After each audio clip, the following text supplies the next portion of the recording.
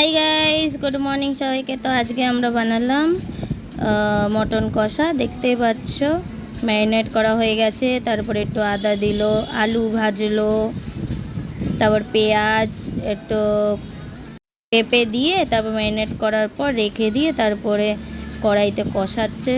তারপরে রসুন বাটা, লঙ্কা বাটা দিয়ে দিল, তো এই আর একটু জিরে বাটাও দিল, তো জিরে দিয়ে তারপরে রসুন বাটা দিয়ে ভালো করে অনেকক্ষণ ধরে কষালো।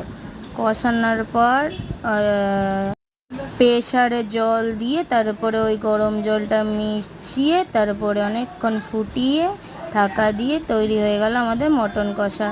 যদি আমার ভিডিওটা ভালো লাগে তাহলে লাইক, সাবস্ক্রাইব আর কমেন্ট করো, শেয়ার করো। Bye bye, tata.